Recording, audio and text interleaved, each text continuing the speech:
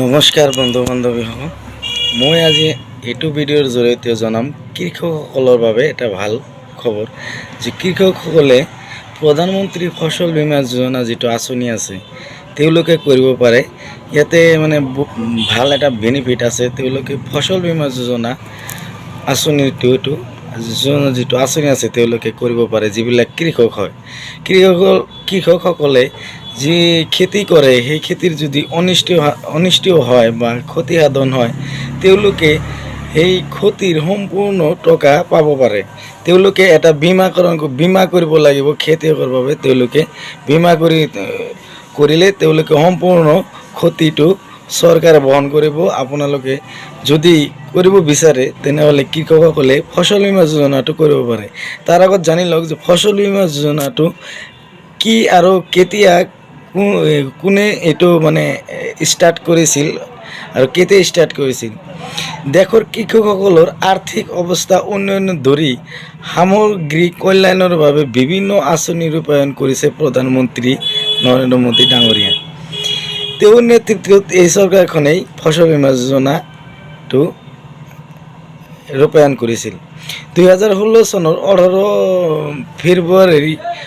ফেব্ৰুৱাৰী তাৰিখত প্ৰধানমন্ত্ৰীয়ে এই প্ৰধানমন্ত্ৰী ফসল বীমা যোজনা শীৰ্ষক আঁচনিখন শুভাৰম্ভ কৰিছিল। ইয়াতে আপোনালোকে প্ৰাকৃতিক দুৰ্যোগ, পতংগ আক্ৰমণ অথবা বিভিন্ন ৰোগজনিত কাৰণত কৃষিখণ্ডৰ ক্ষতিসাধন হ'লে কৃষক বীমাৰ অধীনলৈ অনা এই কৃষকৰ বিত্তীয় সাহায্য প্ৰদান কৰা হয়। এইটো আঁচনিৰ জৰিয়তে কৃষকসকলে আধুনিক আৰু ন উপায়ে কৃষিজাত নিজকে নিয়োগ কৰাত উৎসাহ যোগোৱা হয়। এইটো আঁচনিত কৃষিখণ্ডত বিত্তীয় দেনাৰ পৰিমাণো বৃদ্ধি কৰা হয়। নিয়মীয়া কৃষি কৰ্ম চলাই নিবলৈ কৃষকে আয় স্থায়ীকৰণত গুৰুত্ব প্ৰদান কৰে।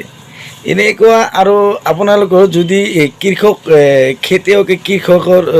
কৃষকসকলে যদি খেতি বাতি কৰে, সেই খেতিৰ যদি কোনো ক্ষতিসাধন হয়, পিছত আপোনালোকে আবেদন কৰাৰ পিছত কি সাহায্য লাভ কৰিব মই জনাই দি আছোঁ। আপোনালোকে অকণো স্কিপ নকৰাকৈ ভিডিঅ'টো চাই থাকিব। যিকোনো প্ৰাকৃতিক দুৰ্যোগৰ ফলত কোনো শস্যৰ অনিষ্ট হ'লে সংশ্লিষ্ট কৃষকৰ আৰ্থিক সহায় তথা উপযুক্ত ক্ষতিপূৰণ এই বীমাই ইয়াৰ ক্ষতিপূৰণ প্ৰদান কৰিব। বানপানী, খৰাং বা কোনো প্ৰাকৃতিক দুৰ্যোগত কৃষি বিনষ্ট হোৱাৰ লগে লগে সংশ্লিষ্ট বীমা কোম্পানীয়ে ক্ষতিপূৰণৰ সমুদায় ধন আদায় দিয়ে কৃষকসকলক। অৰ্থাৎ এনে বীমা কৰিলে প্ৰাকৃতিক দুৰ্যোগে খেতি বিনষ্ট কৰিলেও কোনো লোকচানৰ সন্মুখীন হ'বলগীয়া নহয় কৃষকসকলে। শস্য কটাৰ 14 দিনলৈ যদি শস্য পথাৰত থাকে আৰু সেই সময়ত কিবা প্ৰাকৃতিক দুৰ্যোগৰ ফলত কৃষকসকলে কোনো অসুবিধাৰ সন্মুখীন হ'ব লগাত পৰে, তেতিয়াও কৃষকসকলে ক্ষতি প্ৰদান কৰা হ'ব। এই বীমাত নতুন প্ৰযুক্তিৰ ব্যৱহাৰ কৰা হৈছে, য'ত শস্য কটা আৰু লোকচানৰ সমস্যা সমাধান সোনকালে হয় আৰু কৃষকসকলে ক্ষতিপূৰণো সময়মতে প্ৰদান কৰে বেংকে। তো কৃষকসকল যিবিলাক আছে তেওঁলোকে বানপানী আহিলে আমাৰ বহুতো খেতি বাতি নষ্ট হৈ যায়। তো মই আশা কৰিম যে আপোনালোকে প্ৰধানমন্ত্ৰী ফসল বীমা যোজনাটো কৰি লওক। আপোনাৰ যি খেতি কৰে এই খেতিৰ এটা বীমা কৰি থৈ দিলে কোনো প্ৰাকৃতিক দুৰ্যোগ অথবা বানপানী আহিলে যদি ক্ষতি অনিষ্ট হয় তেনেহ'লে সম্পূৰ্ণ টকা আপুনি পাব পাৰে।